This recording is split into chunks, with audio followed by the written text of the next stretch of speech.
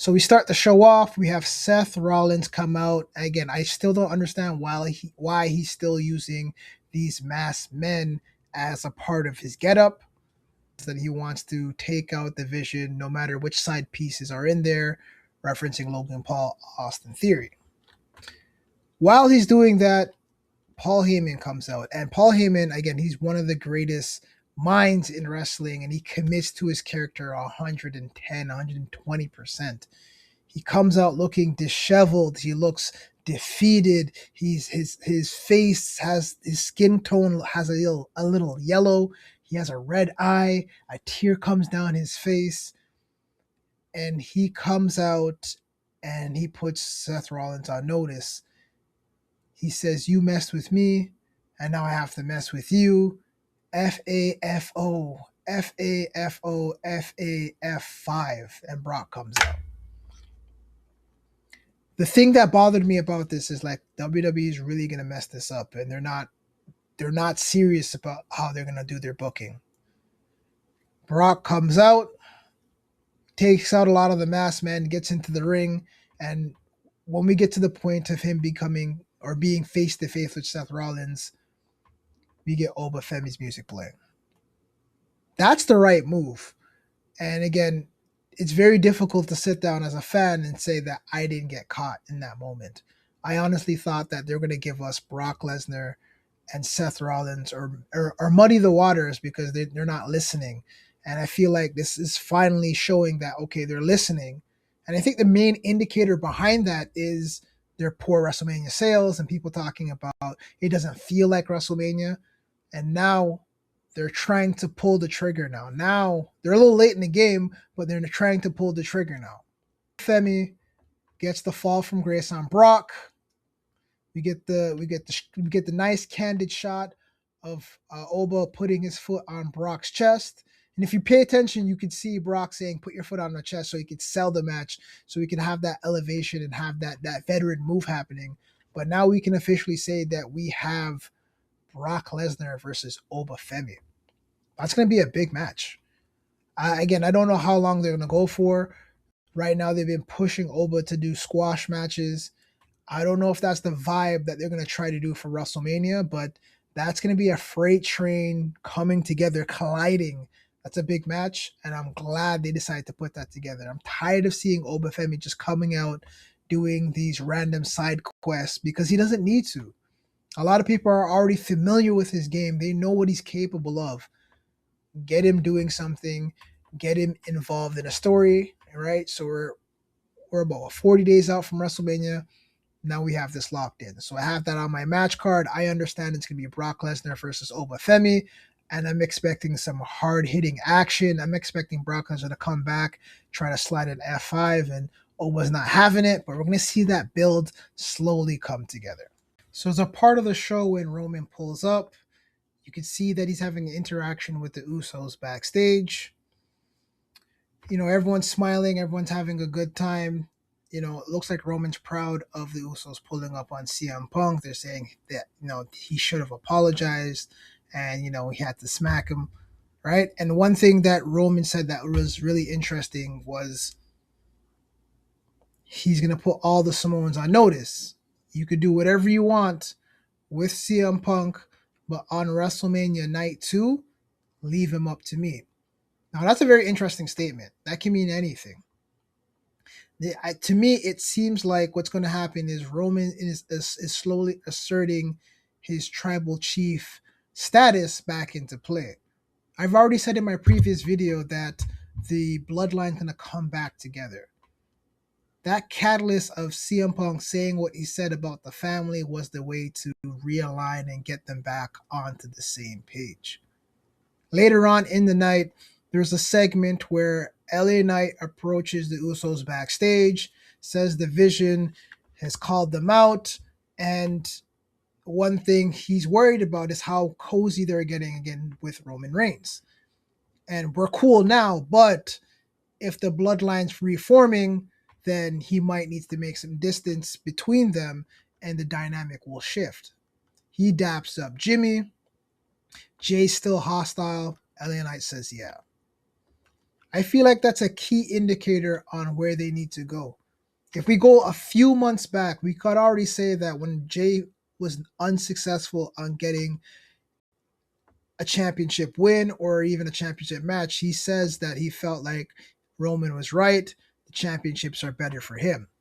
It seems like Jay is ready to slide back into the right hand man position. That's where his mentality seems to be. Jimmy's chilling. Jimmy's always chilling, but it looks like Jay's back on his hot headed, you know, right hand man energy, and that's what we're going to see. So as we progress in the storyline, let's continue to pay attention to see what's going on with that. We have the Usos versus the Vision next week. I'm not 100% sure if they said that's for the tag team championship or they're just getting into starting that feud, but we're going to see how that develops. I feel like that match will probably end in DQ because it's 2-on-2, and then you mentioned LA Knight, so there might be some sort of interference that helps that catalyst and push Jay over the edge and continue on sticking with family first, blood. So we get into the CM Punk and Roman Reigns main event slot. We know they're closing the show. Roman comes out, says a few things, and then CM Punk comes out. The motive behind what CM Punk is doing is he's trying to get into Roman's head. His thought process is, I'm already in your head. I said what I said to get a reaction, and they sent the right message, but it wasn't the right messenger. CM Punk is saying he's trying to elicit a response from Roman Reigns. Roman is not taking him serious. And my biggest problem with the whole segment, the whole situation between these two is we already know they hate each other. A lot of things were said. What CM Punk said, is mad disrespectful, bringing up his father. But why is it that when Roman mentions AJ Lee, his wife, it takes it with a grain of salt, not too much of a big deal, especially when he's talking about being a superstar and getting his part-time status. But what sent him over the edge was being called old. I don't feel like there was enough depth behind that to warrant the response from CM Punk. I understand this is the second interaction between them and we needed some level of physicality, but being called old, you got a little salt and pepper in the beard already, man. We know where you are, you know how you are, you know how you feel, and that was it. In my previous video, I mentioned, or I thought that Roman Reigns would have went for the jugular and said something about Larry. So I guess he's keeping it classy, keeping it calm, keeping the energy pretty chill and not going below the belt. But he essentially called him old and said, you can't do the things that I can do in the ring. I feel like that flattened the ending of the show. It could have been a lot more. It could have been a lot more visceral. I don't think it was strategic. And then, they have to pull CM Punk out. Roman's pointing to his head saying Phil can say it, but he can't take it. He could dish it out, but he can't take the wordplay. And that's what it did look like. But it was a little flat. A lot of things have been said over the years. And I feel like just hearing the fact that your old Braun Breaker said the same thing. But I don't feel like that moment matched the energy. I don't feel like that word, that sentence, that adjective was enough to elicit that type of response. Again, I don't think that's going to put a damper on the match or kill the hype because overall, the promo was cool. We have two superstars going back and forth. We already know that the match is going to be good. We already know the promos are going to be good. But why leave the show on such a flat ending? I feel like more should have come out of that. At least a scuffle. But I feel like Roman could have said something else to make it deeper. If they have so much hatred for each other, why are we ending off on that note? Are we saying that CM Punk hates him that much that hurt his feelings? I know it takes away from the character a little bit for me, but I need to see better levels or higher level of wordplay. I need to see real real altercations. And one thing what I was missing is Roman said he didn't need an apology from CM Punk, but he would make him apologize for the Usos. I didn't see that. We didn't even get to that point. Roman was so quick to try to get out of the ring. CM Punk blocked him, and then they carried on that segment, and that led into him talking about him being old. So that was a little miss. That right there, I think, was a miss. I think they could have done that a lot better. They could have done a lot better on that segment, and showed us what the passion is and where the power was coming from in that promo. So that's my little gripe. Outside of that, they gave us about 17 minutes in the ring together. It seems like the crowd is split, but just like Randy Orton and Cody Rhodes, we're going to need one of these boys to turn heel. Someone's going to have to be the heel in this situation. It's just a matter of time where someone's going to show their true colors, and then that will deepen the storyline. Now, I've brought up Randy Orton, Cody Rhodes. Randy appeared on Raw via live cam. Supposed to have an interview with Michael Cole, and he was on the phone. Says he spoke with someone that had a brain and reminded him who he was and what he was. I'm not 100% sure exactly who that person is. I suspect maybe Cowboy Bob Orton, his father, but I'm not sure. I'm trying to think of anyone else who would be in his past that they would be able to bring onto TV. And the only people he tagged with would be Matt Riddle, which again, I don't think he's the type of person who would be able to bring that out of him. Edge, who's under contract with AEW, so I highly doubt that it's him. And then you have the members of Evolution. So I don't know who would be the person outside of his father that would bring that piece out of him, but we know that storyline is going to be good, and if we can get the same level of theatrics and storyline built from how Randy Orton has done in the past, then I'm not really worried about that. I feel like the storyline will write itself. They already have history. They already know each other's movesets. It's very personal because they're close friends. They were in a stable together, and then Randy turned on him. The story is very simple, straightforward. Randy needs number 15.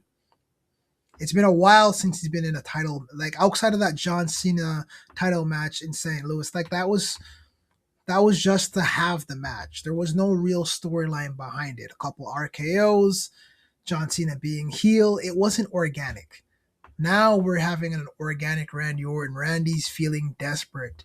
Randy wants the number 15, and I've been wanting that for him. I wanted this energy for quite some time. Randy fits well as a heel. I don't mind him as a face. He's enjoying himself. He's having a great time. Likes to be a mentor to the other talent. But heel Randy Orton is where money is made, where storylines are intriguing, where Randy Orton was doing diabolical stuff to make sure that he got the job done. You remember when he backed Undertaker into the stage and in Eddie's Cadillac or Lowrider and shut down the SmackDown set? These are the type of things, punting Vince McMahon in the head, kissing Stephanie McMahon after Triple H was handcuffed to the ropes. These are the things that made Randy Orton who Randy Orton was. Matter of fact, who Randy Orton is, that's in his nature. We want to see that. Sometimes when you take too long, and I think WWE overall has a history of doing that, they'll take a superstar that's still good, still loved by the fans, still technically on top, and then they brush them to the wayside and just kind of have them on the show or not have them in the show and have no storyline. This is a great way to reinvigorate who Randy is, because I feel like he's been on the roster not doing anything. And this works out perfectly for Cody. Do you know why? Because Cody always elevates when he's in a situation where his back is against the wall and he's getting his ass kicked. He knows how to cut a passionate promo. He already has the theme music. He already has the look. You just need the storylines. Cody's not a bad champion, but if creative doesn't have what you need to build to make sure that you can have a great match, have a great story, so that way title defense 1 through 6 makes sense, then yeah, you're going to look trash. But this is a good story. This is a good enough story that if Cody loses at WrestleMania, then it'll be good enough for them to have to run it back at Backlash, and maybe he loses again and he has to figure it out. I want Randy to win personally. That's where I think the next direction is for him, winning that championship and eventually trying to get close to where John Cena is. I don't think they'll pull the trigger. They might pull Randy Orton back, but I think he has what it takes to win, and I think that is a better headline for WrestleMania. Randy Orton winning the championship, having a new reign on SmackDown to have a different feel on the show versus Cody winning again and then potentially have people booing. It's a great way to save face on both sides. All right, so that's my opinion on the Randy Orton Cody Rhodes debacle, and gotta watch SmackDown for what Randy's going to say because he's going to be live.